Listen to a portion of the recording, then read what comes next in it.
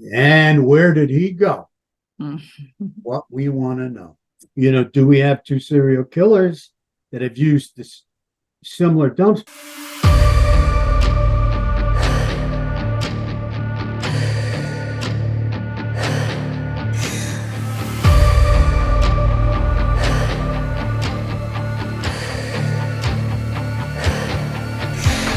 Rex Heuermann. I'm an architect. I'm an architectural consultant. I'm a troubleshooter. Born and raised on Long Island. Okay. Been working in Manhattan since 1987.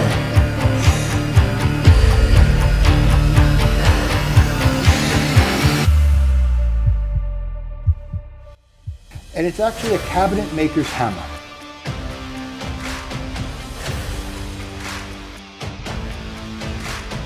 The work is not done here, but this is a major, major step forward.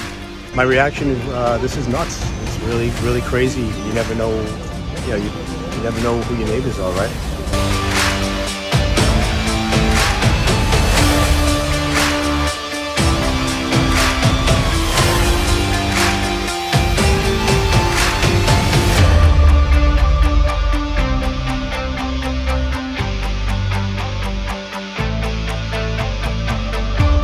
Before we hear what criminal profiler John Kelly has to say about this case known as the Atlantic City Eastbound Strangler, I thought I would just give you a little rundown about what this case is about in case you've never heard about it before.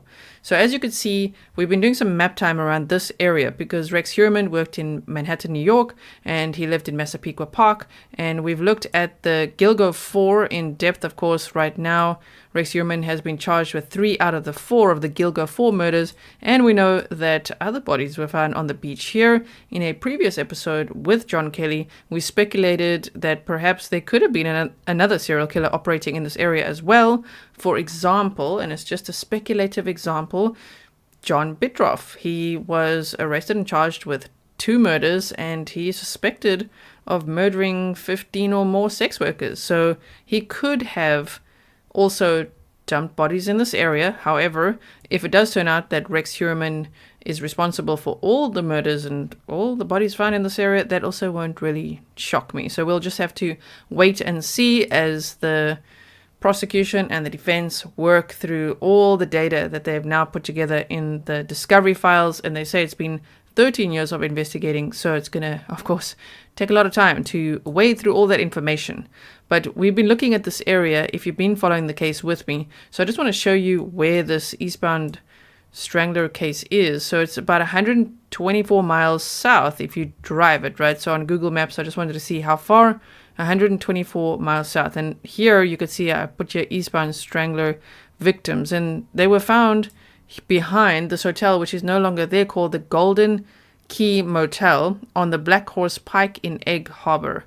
And so John Kelly is going to describe how they were found and why he thinks that this case is different to, example, the Gilgo 4 murders, and perhaps even, of course, different to the other bodies that were found on Gilgo Beach. So this happened in 2006. There's a $25,000 reward for information leading to catching the killer of these victims. So we're going to get into that now. I just want to show you one more thing. So here they say no known link between Gilgo Beach murder suspect Rex Heuermann Atlantic City slayings, says the prosecutor. So since Rex Heuermann's arrest, there was speculation of what if he's responsible for those as well, because there were 4 victims there, all sex workers, and of course we know about the Gilgo 4, but yet we don't know about how many others Rex Heuermann may be connected to. We are yet to find out. So I think we can't say there's 4 there and therefore there's 4 over there, and that's how we know it could really be 2 completely different serial killers, and maybe even 2 operating around Gilgo Beach and then this one as well in Atlantic City. That is a scary thought, but very possible. And remember when Joel Rifkin, a serial killer, and Mr. Schulman also operated in the same area. So it has happened before. So let's just quickly look at this. They say there's no apparent connection between Gilgo Beach murder suspect Rex Heuermann and the killings of sex workers near Atlantic City, New Jersey in 2006, prosecutors said Tuesday. The 4 New Jersey victims found dead along the Black Pike roadway in Egg Harbor Township and they were believed to be murdered by a serial killer. So they do believe that they were murdered by a serial killer. They don't know who that is, and they don't think it's connected to Rex Heuermann. Detectives investigating the Black Pike killings have met with Long Island authorities to compare timelines, dates, methodologies, etc., and concluded that there does not seem to be a connection, Atlantic City prosecutor William Reynolds said in a statement. So this article just came out now recently. I recorded this episode that you're going to see with John Kelly before all this came out, so again, he was pretty spot on, huh? You'll see in a moment. They say authorities will continue to follow all leads until the perpetrator of those crimes is brought to justice, Reynolds said of the New Jersey slayings, urging anyone with information to call the Atlantic County Prosecutor's Office at 609-909-7800. So if you have any information, please do continue to submit your tips. Of course, in the Long Island serial killer case, that tip line's also still open. So now that everybody has a face and a name, and someone who's been charged, even though he's innocent until proven guilty in a court of law, with 3 out of the 4 Gilgo 4 murders, well, if you encountered him, if you know something about him that might help the investigation, please do call that tip line. It could really help. Some people might think, oh, they probably already know. Never mind. I don't need to call. They probably know with whatever it is they have, but you just don't know what a small piece of information can do. It could make a difference. And now I present to you criminal profiler John Kelly, and myself, of course. I was talking to him behind the scenes about this case, and we recorded this little episode for you. So I hope that you enjoyed. I will also put the link to the previous episode for you, where we talked about Rex Heuermann and that whole profile of the Long Island serial killer that John Kelly and his team had developed. So you can check that out as well if you haven't seen it before. Okay, let's get started. Well, I will tell you that I do not believe that the Eastbound Strangler, I will tell you, I definitely don't believe it's Rex. I don't believe it's Rex. Because again, I mean, I was there right after the murders. We deep dived it on Dark Minds, on Investigation Discovery. We deep dived it on Dark Minds for Long Island. We did both of them on Dark Minds. These girls in Atlantic City were posed with their arms straight out on a drainage ditch, and their faces and their arms in the drainage ditch, and their bodies were facing east. Yes. Now, somebody came up with the term, the word. A lot of people don't know where Eastbound Strangler came from, right? So somebody came up with that term, okay? And it's not me. Oh, I'm looking. I was like, am I looking at this? Okay. Frank. Oh, okay. I said, Frank, what are we going to call this guy? We got to do a profile. I said, they're lying here in the water, and they're posed out, and their face is pointing east. He said, how about the Eastbound Strangler? I said, okay. Just put it out on the profile, and then the papers ran with it, off our profile. But Frank is the one that came up with that. And he doesn't even remember. I mean, he just, Frank he's very smart, and he just puts it out there, and, he's not a guy that goes running around bragging, But anyway, these women were laid out along this drainage ditch. I must say this drainage ditch was probably the dirtiest, filthiest ditch I've ever seen in my entire life. Sad, very sad. And my condolences to the victims and their families. Very sad, that these women would be put into such a sewer. Okay, they were dumped in a sewer, as far as I'm concerned. They were approximately 40 to 60 yards between each other, spread out. The last one was actually up closer to the motel. I mean, this was really a seedy motel. Excuse me, it's gone now. They tore it down. And that's how the bodies got found, because some people came out of the motel to have a smoke. And I guess they walked a few feet down the path by the drainage ditch and discovered the body. And they called the cops, and the first responders came in, and they found 4 bodies all the way down, like I said, 50, 60 yards in between them down the ditch, right? But what was interesting is they're posed with their faces facing east and their arms spread out, feet up, and feet are available as no shoes. But they're anchored by their hips from their, from their waist down.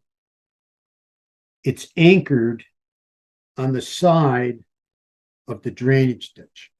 So even though they're out there and they're in this scummy water with their faces turned and their arms spread out, they can't fall into the water. This guy was smart enough, whoever this killer was, to anchor them so that the water would just be running over their faces and their arms. So with that happening, a lot of people came up with, well, why? What was the reasoning for having them spread out like that? No shoes on, faces, heads turned east. So, the first thing we start to look at is when the face is turned facing east. Is that like some big FU to Atlantic City?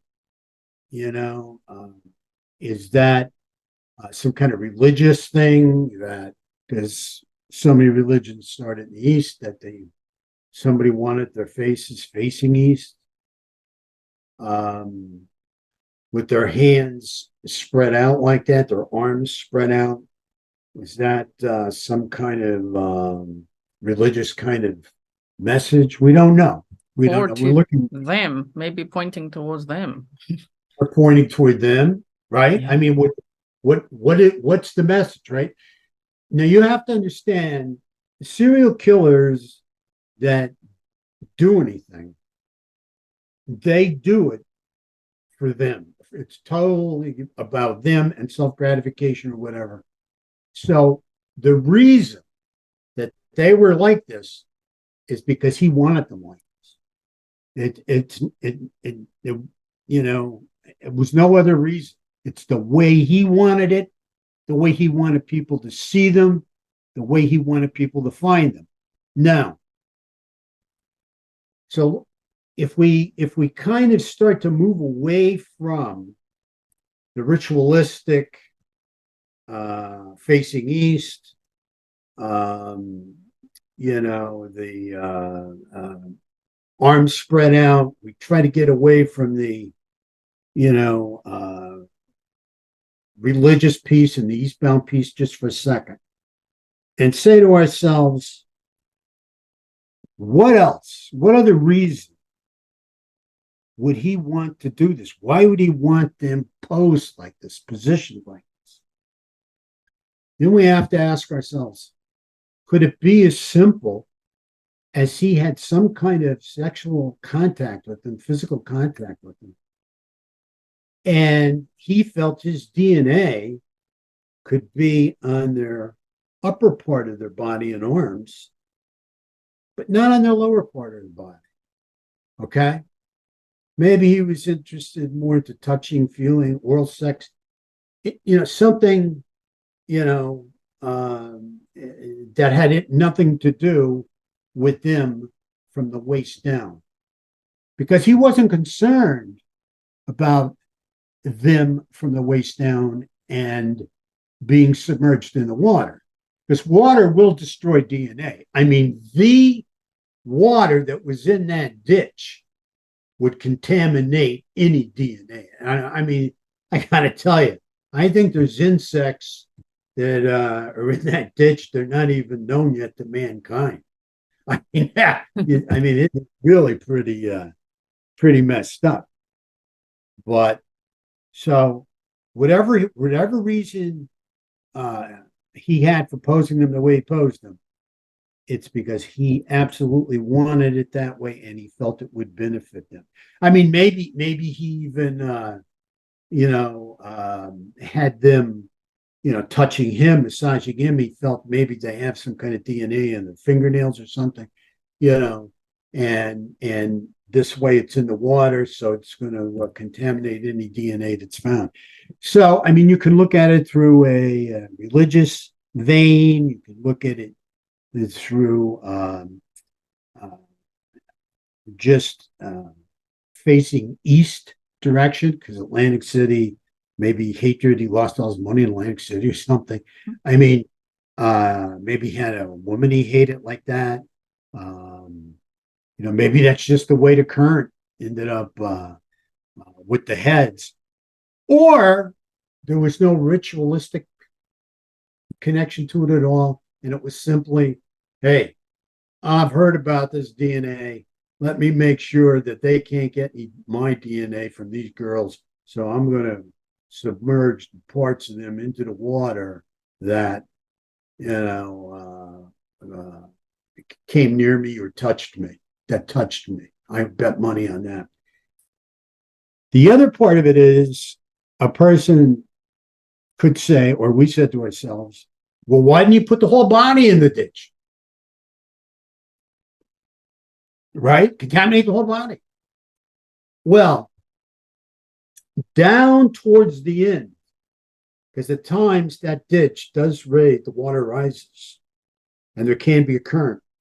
So if one of those bodies weren't anchored and did fall in, possible they could go and float down to the end of the ditch and come out all the way down in a pond where people fish, and then they would have been discovered immediately.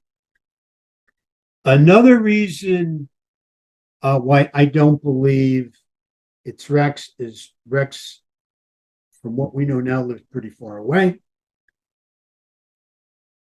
Rex wasn't into posing, he was into hiding his bodies. This guy here didn't care if the bodies were found, obviously. He knew they were going to be found because there were transformers underneath, there was wiring underneath going over this ditch. Anybody with a brain would know that sooner or later people are going to come out of the hotel. I mean, people are doing maintenance all the time, walking back and forth. I mean, somebody at some point was going to recognize, was going to find these bodies, right? So with the AC killer, we're figuring about one a week. Okay, he was on fire. All right. So that's around four in a month, maybe 4 and 5 weeks. Okay. Yeah, October, November 2006. And then what? Where'd he go? And where did he go? Mm-hmm. What we want to know. Mm-hmm. I have been looking for over a decade. Every couple of days, I scour the internet to see if I can find a similar MO. Okay. So where did he go? And what's your YouTube channel for those that want to subscribe to you? Yeah, John Kelly Profiler, and we're revamping a couple of things. We're trying to figure out what direction to go in. I'm more into the hunt, and then anything else. That's pretty much what stock was set up for. John Kelly Profiler, and thank you to all you Grizzlies that have subscribed. And we always love your comments. And Gisela, there's never been a bad compliment about you. Well, thank you so much. All of you. And so and you work hard for them too, which I know. And I've known.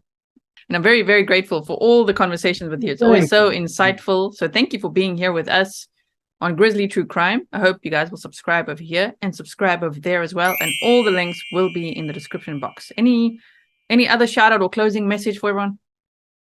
No, I just, I'm blessed with the team I have to work with. I'm blessed. I know people like you. I'm very grateful for, everything I have right now. And thank you again so much for having me on. Yeah, thank you so much. Okay, everyone, we'll see you again soon. Bye. Bye bye.